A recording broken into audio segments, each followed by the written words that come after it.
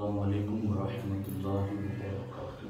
وعلیکم السلام ورحمۃ اللہ وبرکاتہ۔ الحمد للہ رب العالمین والصلاة والسلام علی سید الانبیاء والمرسلین وعلی آلہ واصحابہ اجمعین، اما بعد فاعوذ باللہ من الشیطان الرجیم، بسم اللہ الرحمن الرحیم۔ ان اولیاؤہ الا المتقون، صدق اللہ العلی العظیم وصدق رسولہ النبی الامین المختار الکریم الرؤوف الرحیم۔ انتہائی احترام و عقیدت کے ساتھ حضور سید المرسلین، خاتم الانبیاء، شفیع المذنبین، رحمت للعالمین، خاتم المعصومین، راحت العاشقین، صلی اللہ تعالی علیہ وآلہ واصحابہ وبارک وسلم کی بارگاہ میں اپنی غلامی کا قبول دیں، اور جس طریقے سے میں پڑھا ہوں میرے ساتھ مل کر حضور دل کے ساتھ نذرانہ محبت پیش کریں۔ الصلاة والسلام علیک یا رسول اللہ، الصلاة والسلام علیک یا حبیب اللہ، الصلاة والسلام علیک یا نبی اللہ،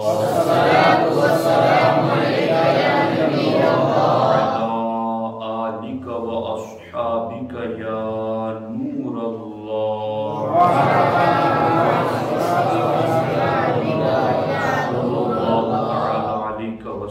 صلی اللہ علیہ وسلم۔ خواجہ ہند وہ دربار ہے اعلیٰ تیرا، خواجہ ہند وہ دربار ہے اعلیٰ تیرا، کبھی محروم نہیں مانگنے والا تیرا۔ محی دین غوث ہے اور خواجہ معین الدین ہے، محی دین غوث ہے اور خواجہ معین الدین ہے، اے حسن کیوں نہ ہو محفوظ عقیدہ تیرا۔ دوستان محترم، میرے اور آپ کے لیے خوش نصیبی کی بات ہے کہ رجب المرجب کی آج پہلی تاریخ ہے، اور میں اور آپ محسن اسلام سلطان الہند عطائے رسول سرکار غریب نواز رضی اللہ تعالیٰ عنہ کی یاد میں اس سنی اجتماع میں شریک ہیں۔ اللہ جل مجدہ الکریم ان کے فیوز و برکات سے ہم سبوں کو مالا مال فرمائے۔ دوستان محترم، چند اصولی باتیں ابتداءً عرض کرنے کے بعد آپ کے ذوق کے مطابق بھی چند باتیں عرض کروں گا۔ دوستان محترم، ہم اہل سنت و جماعت ہیں، ہم اولیاء اللہ کے ماننے والے ہیں۔ چونکہ ہم صوفیاء، صالحین، اولیاء اللہ کو مانتے ہیں، اس لیے ان کی قائم کردہ جو اصطلاحات ہیں اس کو بھی ہمارے لیے سمجھنا بے حد ضروری ہے۔ سلطان الہند عطائے رسول سرکار غریب نواز رضی اللہ تعالی عنہ کوئی 100-200 سال پہلے کے اللہ کے ولی نہیں ہیں، اور کوئی ہندوستان میں پیدا ہونے والے بھی اللہ کے ولی نہیں ہیں، بلکہ آپ بیرون ہند سے ہند آئے اور اللہ کے رسول صلی اللہ علیہ وسلم کے اشارہ غیبی پر ہند آئے۔ آپ وہ دین لے کر آئے جو دین اوریجنل اور اصل دین ہے۔ اسی دین کی تشریح کرتے ہوئے خود غریب نواز رضی اللہ تعالی عنہ فرماتے ہیں دلیل العارفین میں، چونکہ تصوف اور طریقت صوفیاء اولیاء اللہ کو ماننے والوں کی جو اصطلاحات ہیں ان میں سے ایک لفظ کو طریقت کہتے ہیں، ایک لفظ وہ ہے جسے معرفت کہتے ہیں، ایک لفظ وہ ہے جسے حقیقت کہتے ہیں، اور ایک لفظ وہ ہے جسے شریعت کہتے ہیں۔ ان چاروں باتوں کو سمجھنا اس لیے بھی آج بے حد ضروری ہے کہ آج آپ کئی مزارات پر ولی کے در کی حاضری کے لیے جائیں گے تو آپ کو یوں نظر آئے گا کہ کئی مجاورین نے ہاتھوں میں کڑے پہنے ہوئے ہیں، کئیوں نے 2-2 4-4 5-5 انگوٹھیاں پہنی ہوئی ہیں، اور کئی ایسے بھی نظر آئیں گے جو بالکل ننگ دڑنگ ہو، کئی ایسے بھی نظر آئیں گے جو آپ کو چرس گانجا پیتے ہوئے بھی نظر آئیں۔ وہابی بدعقیدے لوگ مزارات پر ان لوگوں کو دکھا دکھا کر سنیت کو بدنام کر رہے ہیں، اور وہ گانجا اور چلم لگانے والے لوگ لگے دم مٹے غم، اور اس طرح کے انہوں نے کئی محاورے اور کئی باتیں بنائی ہوئی ہیں، اور ہمارا بھولا بالا سنی لا علمی کی وجہ سے ان مزارات پر جا کر کے انہی کو صاحب مزار کا وارث سمجھ رہا ہے، اور وہ یہ سمجھ رہا ہے کہ یہ پہنچی ہوئی کوئی سرکار ہے، یہ گالی دے دیں گے تو کام ہو جائے گا۔ ایسے من گھڑت اور ایسے قصے اور ایسی عادتیں انہوں نے بنا رکھی ہیں کہ جس کی وجہ سے معاذ اللہ رب العالمین صوفیاء صالحین کا طریقہ بدنام ہو رہا ہے۔ علماء اہل سنت پر ایسے وقت میں لازم ہے کہ وہ بولیں۔ ان صوفیاء جو مزارات میں آرام فرما ہیں وہ تو مزار میں آرام فرما ہے، مگر وہ جو کتابوں میں لکھ گئے وہ کتابیں تو ہمارے پاس موجود ہیں، جن عقیدوں پر وہ تھے اور جو عقیدے انہوں نے ہم تک پہنچائے ہیں وہ تو کتابوں میں لکھ گئے ہیں۔ تو اسی حوالے سے سلطان الہند نے کیا فرمایا ہے وہ میں آپ کو بتانا چاہتا ہوں۔ حضرت سلطان الہند عطا رسول سرکار غریب نواز رضی اللہ تعالی عنہ نے ارشاد فرمایا دلیل العارفین نامی کتاب میں، اور یہ کتاب ہشت بہشت میں موجود ہے۔ آپ فرماتے ہیں جب لوگ شریعت میں ثابت قدم ہو جاتے ہیں اور شریعت کے تمام فرمان بجا لاتے ہیں اور ان کے بجا لانے میں ذرہ بھر تجاوز نہیں کرتے تو اکثر دوسرے مرتبے پر پہنچتے ہیں جسے طریقت کہتے ہیں، یعنی شریعت پر عمل کریں اتنا کہ ذرہ بھر کمی نہ رہنے دیں، تب جا کر کبھی کبھی اس کو طریقت کی راہ ملتی ہے۔ تو شریعت پر عمل کیا ہے؟ جتنے بھی فرائض کا حکم دیا ہے شریعت نے اس پر عمل کریں، جتنے واجبات ہیں اس پر عمل کریں، جتنے مؤکدات ہیں اس پر عمل کریں، جتنے حقوق بندوں کے اس کے ذمے ہیں اس کو ادا کریں، جتنے حقوق اللہ رسول کے ہیں اس کو ادا کریں۔ شریعت کے جتنے بھی فرامین عمل کرنے کے لحاظ سے ہیں یا رکنے اور باز رہنے کے لحاظ سے ہیں، ان تمام احکامات قرآنیہ اور احکامات رسول اور احکامات سلف پر عمل کرنے کو شریعت پر عمل کرنا کہا جاتا ہے، اور جب اس پر بے کم و کاست ذرہ بھر کمی کیے بغیر شریعت پر عمل مسلسل کرتا رہے تو پھر سلطان الہند فرماتے ہیں تو پھر جا کر اکثر دوسرے مرتبے پر پہنچتے ہیں جسے طریقت کہتے ہیں۔ اب یہاں سلطان الہند نے جو بات کی ہے وہ سمجھنے والی ہے کہ جب شریعت پر ثابت قدم ہوں، فرمان بجا لائے شریعت کے اور ذرہ بھر اس میں کمی نہ کریں تب جا کے طریقت ملتی ہے۔ اب جسے نماز سے کوئی واسطہ نہیں وہ طریقت کی کس منہ سے بات کرے؟ جسے روزہ نہیں رکھنا وہ طریقت کی کس منہ سے بات کرے؟ جو بے پردہ عورتوں سے سامنے بیٹھ کر باتیں کریں اور پھر ان کے ہاتھ میں ہاتھ دے کر مرید بنائیں اور ان سے خدمت لیں اور غیر محرموں سے کسی قسم کا پردہ نہ رکھیں، وہ طریقت کی کس منہ سے بات کر رہا ہے؟ جس کا رات دن کا کاروبار حرام سے لگا ہوا ہے وہ کس منہ سے طریقت کی بات کر رہا ہے؟ طریقت تک تو وہ پہنچے جو شریعت پر مکمل عمل کرے، جسے بوڑھی عورت کی طرح بھی قرآن پڑھنا نہیں آتا، جو قرآن سے بالکل شغف ہی نہیں رکھتا، بلکہ نماز کا وقت ہو تو وہ مزار سے اٹھ کر گھر میں چلا جائے کہ اب چونکہ یہاں لوگ آئیں گے نہیں، نماز پڑھنے جائیں گے، تو اتنی دیر میں گھر جا کر کے کچھ چلم وغیرہ حقہ وغیرہ پی کے پھر آتا ہوں۔ تو اب ایسے لوگ اہل سنت و جماعت کے مزارات پر قابل ہو چکے ہیں۔ سلطان الہند کی یہ تعلیمات ہمارے سامنے ہیں۔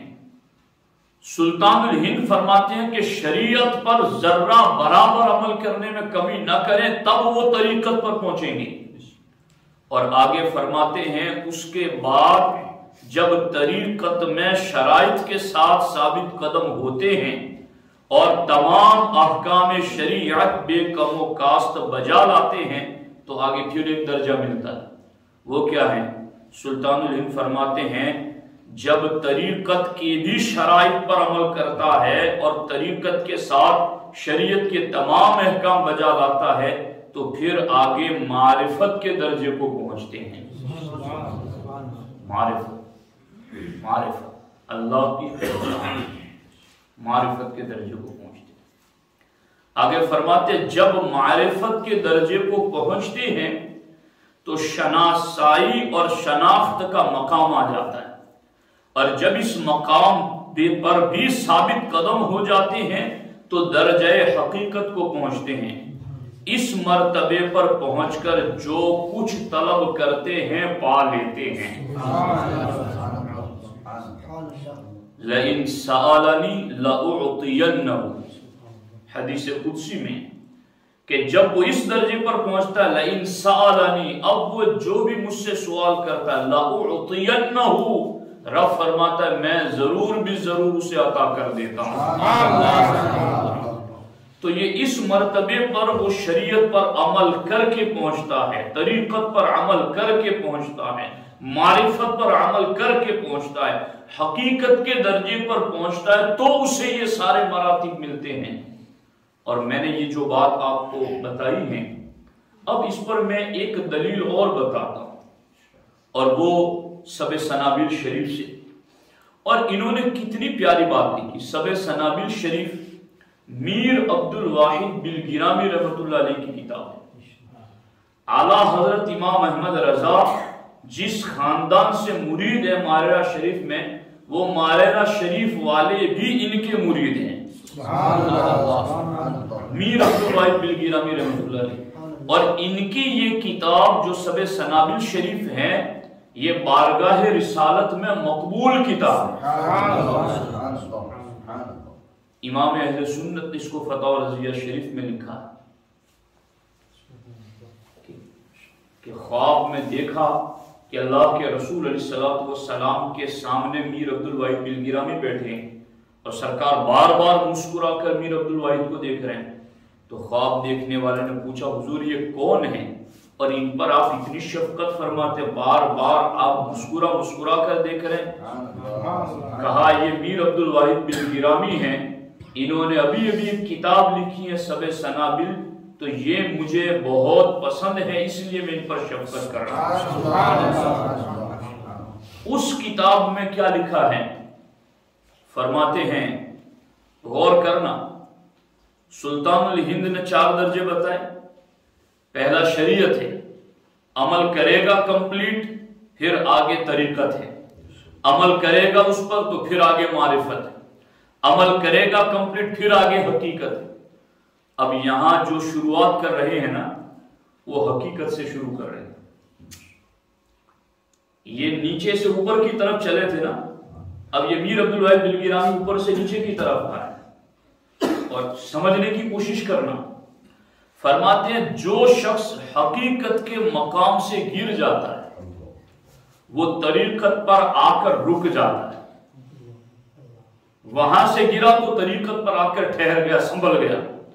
اور جو طریقت سے گرتا ہے شریعت پر ٹھہر جاتا ہے. طریقت سے جو گرا وہ شریعت پر آ کر ٹھہر جاتا ہے. اور جو شریعت سے گرا گمراہ ہوا. شریعت سے گرا پھر اب اس کے لیے کوئی درجہ نہیں ہے کہ وہ وہاں جا کر کے ٹھہر جائے. درخت کی اوپری شاخ سے گرا تو ایک شاخ سے لٹک گیا، وہاں سے گرا کسی اور شاخ پر لٹک گیا، اب نیچے کوئی اور شاخ نہیں ہے. اب سیدھے گرنا ہے اور چوٹ لگنی ہے، اب سیدھے گرنا ہے اور زخم آنا ہے، اب سیدھے گرنا ہے اور تکلیف ہونی ہے.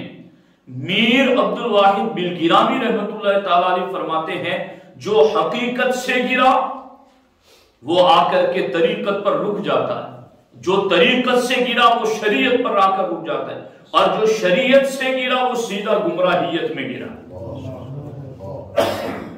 تو اب جس کے پاس شریعت ہی نہیں ہے تو وہ اب ہے ہی نیچے کیا جہاں گر کر کے وہ ٹھہر سکے. اللہ اکبر، اللہ اکبر، اللہ اکبر. تو دوستان محترم، ان اصولی چیزوں کو سمجھنا ہمارے لیے بہت زیادہ ضروری ہے. اگر آپ کو کوئی ایسا شخص نظر آئے جو فرائض و واجبات کو چھوڑتا ہے، جو حرام اور بدعملیوں میں مبتلا ہیں، وہ چاہے اپنے آپ کو پیر کہیں، سجادہ نشین کہیں، گدی نشین کہیں، کسی بڑے کا وارث کہیں یا کچھ بھی کہیں، اگر وہ فرائض و واجبات ادا نہیں کرتا ہے ہوش و حواس کے باوجود، اور ہوش و حواس کے باوجود وہ حرام اور بدعملیوں میں پڑا ہوا ہے، تو خدا کی قسم، خدا کا قرآن کہتا ہے، حضور کی شریعت کہتی ہے، ایسا بندہ پہنچا ہوا ہو ہی نہیں سکتا. اس کو امام بنانا، اس کو پیشوا بنانا، اس کو مقتدا بنانا، اس کو پیر بنانا شریعت میں ہرگز جائز نہیں. یہ میری بات نہیں، یہ ان کی بات ہے جو اوریجنل 800 سال پہلے ہند میں دین مصطفیٰ لے کر آئے، جن کا ہم پر احسان ہے. ہمارے باپ دادا ہو سکتا ہے انہی کے دم قدم سے کلمہ پڑھ کر اسلام میں آئے، ہم پر ان کا احسان ہے. اللہ ان کے درجات بے شمار بلند فرمائے، اور اللہ تعالیٰ ان کی محبت میں ہمیں گرائے. ان کی محبت کیا، ان کا طریقہ کیا، یہ سمجھنے کی ضرورت ہے. اب میں آپ کے سامنے چند وہ باتیں عرض کرنا چاہتا ہوں اور دکھانا چاہتا ہوں کہ یہ جو سلطان الہند علیہ الرحمن جو دین لے کر آئے، جب ان کی مجلسیں لگتی تھی، ان کی محفلیں لگتی تھی، تو ان کی محفلوں میں کیا بات ہوتی تھی، جاننا چاہیں گے آپ؟ یہ سنی اجتماع ہیں یا سنیت کی بات ہوگی، اور وہ سنیت جو سلطان الہند ہند میں لے کر آئے، ان کی محفلوں میں کیا بات ہوتی تھی، وہ کیا کہتے تھے کہ لوگوں کے دل بدل جاتے تھے، وہ کیا باتیں کرتے تھے. تو ان میں سے چند باتیں میں آپ کے سامنے رکھنا چاہتا ہوں. ان میں سے ایک بات، چونکہ ہمارے نبی صلی اللہ علیہ وآلہ وسلم نے ارشاد فرمایا ہے کہ اے میری امت ان تعبد اللہ کأنک تراہ، کہ جب تم اللہ کی عبادت کرو تو یہ تصور پیدا کرو کہ تم خدا کو دیکھ رہے ہو. اور اگر یہ تصور دل میں پیدا نہیں ہوتا، نہیں جمتا، تو کم از کم یہ تصور پیدا کرو جب تم عبادت کر رہے ہو کہ خدا تمہیں دیکھ رہا ہے. چونکہ یہ دونوں تصور اگر پیدا ہو جائے نا کہ یا تو میں اللہ کے جلووں کو دیکھ رہا ہوں، تو بھی بندہ دل لگا کر نماز پڑھے، خلوص سے عبادت کرے. اور اگر یہ بھی تصور پیدا ہو جائے کہ میرا خدا مجھے دیکھ رہا ہے تو بھی بندے کے دل کے اندر نیت میں اخلاص پیدا ہو جائے. تو دونوں میں سے کوئی بھی کرے، اور خاص طور پر نماز کے لیے تو اللہ کے رسول علیہ السلام نے فرمایا کہ جب بندہ نماز میں کھڑا ہوتا ہے قائما بین یدی الرحمن، اس وقت وہ رحمان کے خاص جلووں کے سامنے کھڑا ہوتا ہے، اللہ کے خاص جلووں کے سامنے کھڑا ہوتا ہے. اور حدیث پاک میں ہمارے آقا نے فرمایا اس وقت بندہ جب دھیان ادھر ادھر لے جاتا ہے تو اللہ فرماتا ہے الی من تلتفت، میرے بندے کدھر دھیان لے جاتا ہے، الی من هو خیر منی، کیا مجھ سے بھی زیادہ بہتر کوئی ہے جدھر تو دھیان لے جاتا ہے. تو نماز میں عبادت میں خلوص ہو، حضور دل ہو. اس حوالے سے سلطان الہند کیا فرماتے ہیں؟ دلیل العارفین میں ہیں حضرت سلطان الہند سرکار غریب نواز رضی اللہ تعالی عنہ ارشاد فرماتے ہیں کہ جب مومن نماز پڑھے تو اس طرح کے گویا انوار و تجلیات کا مشاہدہ کر رہا ہے، یعنی اللہ کے انوار اور تجلیات کو دیکھ رہا ہے، اس طرح سے وہ نماز ادا کرے. تو ایک آپ کی تعلیمات میں سے ایک تعلیم یہ ہے کہ ہم نماز پڑھیں یا کوئی بھی عبادت کریں صرف اللہ کی رضا، نہ دکھاوا ہو اس میں، نہ ریاکاری ہو اس میں، نہ کسی پر احسان جتانا ہو، نہ کوئی اور دنیاوی غرض فاسد ہو، بلکہ صرف اور صرف ہماری نیت اللہ کی رضا ہو. دوسری تعلیمات جو سلطان الہند سرکار غریب نواز رضی اللہ تعالی عنہ نے عطا فرمائی ہیں ان میں سے بھی میں 2-3 تعلیمات آپ کے سامنے اس موقع پر رکھنا چاہتا ہوں. دوستان محترم، حضرت سلطان الہند سرکار غریب نواز رضی اللہ تعالی عنہ نے جو سفر کیے ہیں اور ان سفر کی حالتوں میں آپ نے جو مشاہدات کیے ہیں، جو دیکھا ہے، وہ بھی آپ نے اپنی کتاب میں لکھا بھی اور اپنے مریدوں کے سامنے اس کو ذکر فرمایا. دیکھو غور سے سننا اس بات. حضرت سلطان الہند سرکار غریب نواز رضی اللہ تعالیٰ عنہ فرماتے ہیں کہ ایک مرتبہ شام کے قریب ایک شہر میں تھا. شام سیریا ایک ملک ہے، شام کے قریب ایک شہر میں تھا اور اس کے باہر ایک غار تھا اور اس غار میں ایک بزرگ رہتے تھے، شیخ محمد واحد الغزنوی رحمت اللہ تعالی علیہ، جن کے جسم پر چمڑا ہی چمڑا تھا، گوشت نظر نہیں آتا تھا. سجادے پر یعنی ایک چمڑے پر بیٹھے ہوئے تھے، لیکن 2 شیر جنگل کے ان کے آس پاس بیٹھے ہوئے تھے. سلطان الہند فرماتے ہیں کہ جب ان کی نگاہ مجھ پر پڑی، شیخ محمد الواحد غزنوی رحمۃ اللہ علیہ کی نگاہ مجھ پر پڑی تو انہوں نے کہا آ جاؤ، ڈرو نہیں، یعنی یہ شیر بیٹھے ہوئے، اس سے ڈرو نہیں، آ جاؤ. سلطان الہند فرماتے ہیں جب میں پاس گیا، ادب کے ساتھ بیٹھ گیا تو فرمایا اگر تو کسی کا ارادہ نہیں کرے گا تو وہ بھی تیرا ارادہ نہیں کرے گا، یعنی یہ شیر کی کیا ہستی ہے، اگر تو اس کا برا نہیں چاہے گا تو یہ تیرا برا نہیں چاہے گا، آ کے بیٹھ جاؤ. پھر سلطان الہند سرکار غریب نواز رضی اللہ تعالی عنہ سے انہوں نے بات کی اور بات کرتے ہوئے فرمایا تمہارا آنا مبارک ہو، سنو مجھے اس غار میں رہتے ہوئے کئی سال گزر گئے، یہاں میں تنہا گوشہ نشینی اختیار کیے ہوئے ہوں اور مخلوق سے دور ہوں اور 30 سال سے ایک چیز کے لیے رو رہا ہوں، 30 سال سے ایک چیز کے لیے رو رہا ہوں اور رات دن اس کے لیے خوف زدہ ہوں. تم مجھ سے یہ پوچھنا چاہتے ہو کہ میرے جسم میں گوشت کیوں نہیں، اتنا پگھل کیوں گیا ہوں؟ تو فرماتے ہیں ایک خوف ہے جس خوف میں پگھل رہا ہوں، رات دن رو رہا ہوں۔ حضرت سلطان الہند فرماتے ہیں کہ میں نے پوچھا وہ کیا ہے، وہ کون سی چیز ہے جس کا خوف ہے آپ کو، اور وہ کیا چیز ہے جس کی وجہ سے آپ پگھل رہے ہیں، سننا۔ سلطان الہند فرماتے ہیں کہ انہوں نے کہا جب میں نماز ادا کرتا ہوں۔ شیخ محمد الواحد غزنوی فرماتے ہیں کہ جب میں نماز ادا کرتا ہوں تو اپنے آپ کو دیکھ کر روتا ہوں۔ کس بات پر؟ کہ اگر شرائط نماز میں ذرا بھی کوتاہی ہو گئی تو نماز گئی، اور جب نماز گئی تو سب کچھ گیا۔ پھر کہیں یہ قیامت کے دن یہ نماز میرے منہ پر نہ مار دی جائے۔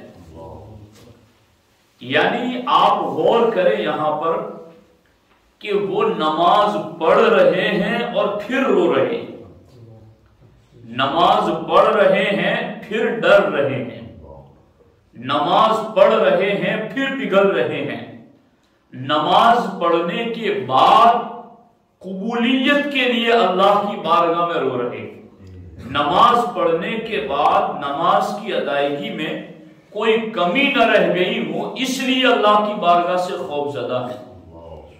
آج کتنا ماحول بدل گیا، وہ نماز پڑھ کے رو رہے ہیں، آج نماز نہ پڑھ کے لوگ ہنس رہے ہیں،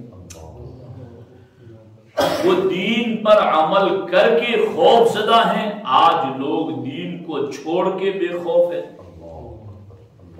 یعنی ہمارے بزرگوں کی تعلیمات کیا تھی؟ یہی وہ تعلیمات تھی جنہیں دیکھ دیکھ کر کے لوگ کلمہ پڑھ جاتے تھے۔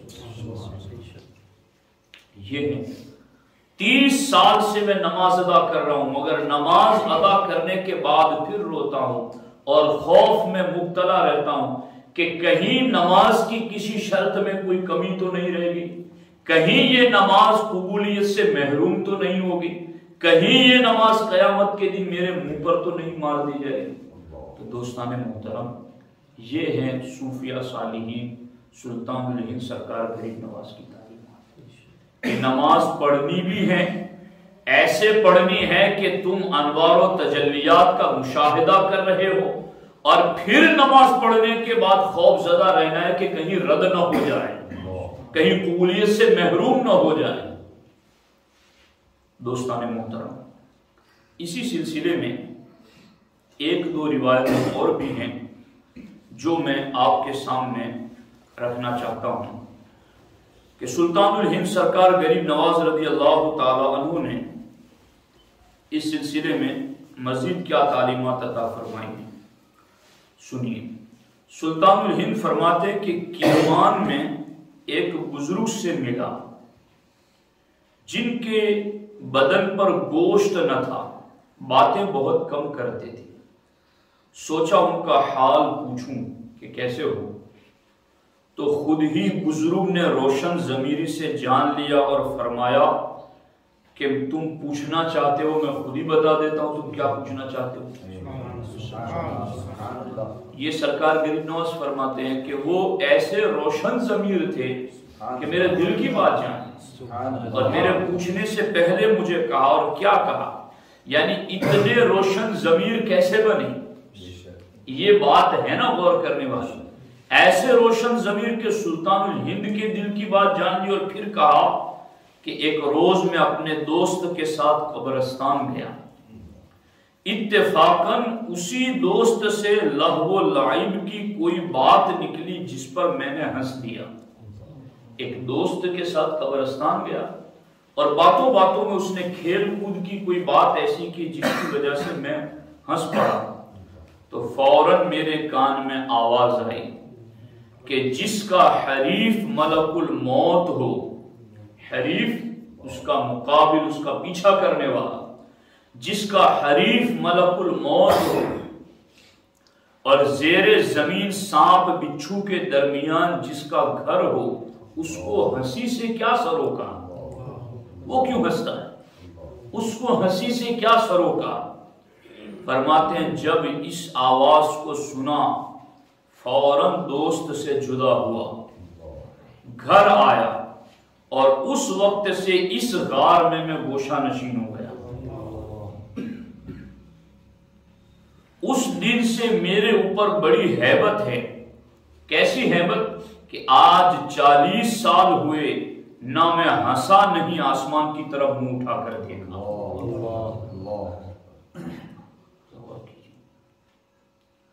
اور 40 سال سے گوشہ نشین لوگوں کو چھوڑ دیا دنیا کو، بس اللہ کی یاد میں مصروف ہے. مگر فرماتے شرمندہ ہوں کہ کل قیامت کے دن اگر سوال ہوا تو کیا منہ دکھاؤں گا اور کیا جواب دوں گا. یہ ہے صوفی لوگ، یہ ہے ولی لوگ، یہ ہے شریعت پر ایسے عمل کرنے والے لوگ. یہ ہیں وہ لوگ جنہیں کہتے ہیں کہ شریعت پر عمل کر کے طریقت پر پہنچے، طریقت پر عمل کر کے معرفت تک پہنچے، معرفت پر عمل کر کے حقیقت تک پہنچے. لیکن اس کے باوجود کتنا خوف ہے ان کے اندر. تو دوستان محترم، ان بزرگان دین کی یہ تعلیمات ہیں، ان کو یاد رکھنا اور اس پر عمل کرنا یہ ہم سب کے لیے بہت زیادہ ضروری ہیں. اس سلسلے میں ایک روایت اور بھی آپ کے سامنے رکھنا چاہتا ہوں، اور ان روایتوں کو سن کر کے آپ نے اور ہم نے نصیحت حاصل کرنی کہ وہ صالحین ڈھونڈا کرتے تھے اہل اللہ، کوئی اللہ والا ملے جو فرائض و واجبات کا پابند ہو، حلال و حرام پر عمل کرنے والا ہو، شریعت پر گامزن ہو. ایسوں کو سلطان الہند جو خود اتنے بڑے ولی ہیں، مگر آپ نے جہاں جہاں دورہ کیا وہاں کوئی اللہ کا ولی نظر آیا تو ان کی خدمت میں پہنچیا، ان سے فیض حاصل کیا. دیکھیے سرکار غریب نواز رضی اللہ تعالی عنہ کے حوالے سے اکثر تذکرہ نویسوں کا کہنا ہے کہ سرکار غریب نواز نے 20 سال تک اپنے مرشد خواجہ عثمان ہارونی کی خدمت کی. 20 سال دوران سفر مرشد نے عجیب عجیب بزرگوں سے ملاقاتیں کرائی. ایک مرتبہ سلطان الہند اپنے مرشد خواجہ عثمان ہارونی کے ساتھ سیستان پہنچے اور سیستان میں شیخ صدر الدین محمد سیستانی سے ملنے ان کی عبادت خانے میں گئے اور کئی روز وہاں گزارے. ان کے استغراق کا عجیب عالم تھا. استغراق کا معنی ہے ڈوبے رہنا، اللہ کی یاد میں ڈوبے رہنا. فرماتے کہ ان کا اللہ کی یاد میں ڈوبے رہنے کا عجیب انداز تھا. موت اور قبر کا حال سنتے ہی بید کی طرح کانپتے اور روتے. بید ایک درخت ہے، اس کی طرح کانپتے اور روتے، یہاں تک کہ ان کی آنکھوں سے خون تک بہنے لگتا. اللہ اکبر. 7 دن تک روتے ہی رہتے، ایسا روتے کہ دیکھ کر دوسروں کو رونا آ جاتا. ایک موقع پر حضرت سلطان الہند کی طرف متوجہ ہو کر خواجہ محمد سیستانی علیہ الرحمٰن نے فرمایا، اے عزیز، جس کو موت آنے والی ہو اور اس کا حریف ملک الموت ہو، اس کو سونے، ہنسنے اور خوش رہنے سے کیا کام. اللہ. اس کے بعد فرمایا، اے عزیز، اگر تمہیں ان لوگوں کا ذرا بھی حال معلوم ہو جائے جو زمین کے نیچے ایسی کوٹھری میں سوتے ہیں جس میں سانپ بچھو بھرے ہوئے ہیں، تو اس کو معلوم کرتے ہی تم اس طرح پگھل جاؤ جیسے پانی میں نمک پگھل جاتا ہے. اگر تمہیں معلوم ہو جائے کہ زمین کے نیچے والوں کا کیا حال ہے. تو ہمیں نہیں معلوم، مگر جنہیں معلوم ہے انہوں نے ہم کو بتایا تو ہے. یہی تو ان کے طریقے پر چلنا ہے اور یہی ان سے محبت کرنے کا فائدہ، اور یہی اصل میں محبت کرنا ہے ان سے کہ ان کی تعلیمات پر، ان کی ارشادات پر عمل کیا جائے. اور دوستان محترم، اس لیے گفتگو کا حاصل اور معال یہ نکلا کہ ہمیں شریعت پر عمل کرنا ہے. جتنے بھی فرائض اور واجبات ہم پر لازم ہیں اس کو ادا کرنے کی کوشش کریں. اللہ کے حقوق اور اللہ کے بندوں کو جتنے بھی ہم پر ہیں اس کو جانیں اور جاننے کے بعد عمل کرنے کی کوشش کریں، کیونکہ اگر اس میں کوئی کمی رہ گئی اور توبہ کیے بغیر دنیا سے چلے گئے تو پھر ان بزرگوں کی زندگی سن لو کہ تمہیں نہیں معلوم کہ زمین کے نیچے والوں کے ساتھ کیا ہو رہا ہے۔ ہر ایک کو اپنے انجام سے خود گزرنا ہے، ہر ایک کو اپنے کیے سے خود گزرنا ہے، اپنے اعمال کا حساب ہر ایک کو خود دینا ہے۔ اس لیے دوستان محترم، ہم مسلمان ہیں، ہم مومن ہیں، ہمارا عقیدہ ان کفار اور مشرکین کی طرح نہیں ہے کہ مرنے کے بعد 7 جیون چھچھوندر بندر یہ بن کے اٹھا وہ بن کے اٹھا، ہمارا ایسا کوئی عقیدہ نہیں ہے۔ ہمارا عقیدہ ہے مالک یوم الدین، مرنے کے بعد قیامت کے دن اٹھنا، اور وہ دن حساب و کتاب کا دن، اور قبر میں بھی عذاب اور ثواب حق ہے، اس لیے وہاں بھی بندے کو آرام کی ضرورت ہوگی۔ اور خدا کی قسم، جو نیک بندے ہوں گے، جو دین پر عمل کرتے ہوں گے، جب وہ قبروں میں رہیں گے اور قیامت کے دن اٹھیں گے تو انہیں ایسا لگے گا جیسا عصر کے وقت سوئے تھے اور مغرب کے وقت اٹھے تھے۔ اتنا صدیوں کا فاصلہ ان کے لیے اتنا سمیٹ دیا جائے گا کہ لَمْ يَلْبَثُوا إِلَّا سَاعَةً مِّنَ النَّهَارِ، دن کا ایک حصہ لگے گا کہ بس کچھ گھنٹے گزرے اور ہم اٹھ گئے، چونکہ ان کو قبروں میں آرام ہی اتنا مل رہا ہوگا۔ تو دوستان محترم، ہمیں ان بزرگان دین کے طریقے پر چلتے ہوئے اپنی آخرت کی فکر کرنی چاہیے، اپنی اولاد کی نیک تربیت کرو، اپنے پڑوسیوں کے ساتھ اچھا سلوک کرو، اولاد ہیں تو والدین کے حقوق ادا کرو، والدین ہیں تو اولاد کے حقوق ادا کرو۔ غرض کے زندگی میں ہم پر جو واجب ہیں کم از کم اس کی ادائیگی کی ہمیں ضرور کوشش کرنی چاہیے۔ اللہ کریم کی بارگاہ میں دعا ہے، اللہ جل مجدہ الکریم مجھے آپ کو سب کو سلطان الہند سرکار کی آواز کے ارشادات اور فرامین پر عمل کی توفیق عطا فرمائے۔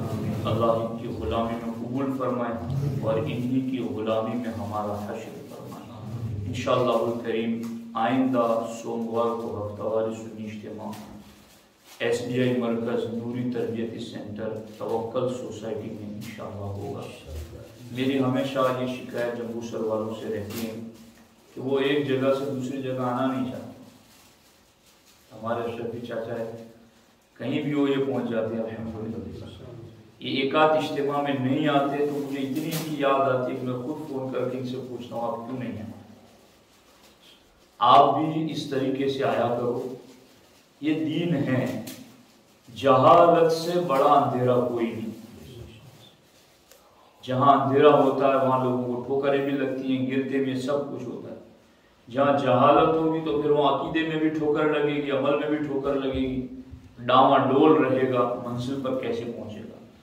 تو کم از کم ایک ہفتے میں 1 گھنٹہ تو ہمیں نکالنا چاہیے کہ نہیں نکالنا چاہیے۔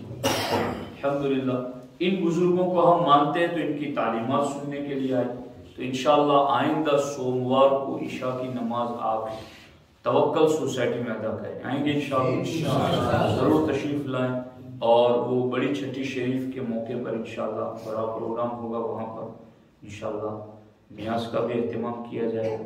آپ سے درخواست ہے کہ آپ ضرور اس سنی اجتماع میں پہنچنے کی کوشش کریں۔ السلام علیکم ورحمۃ اللہ وبرکاتہ۔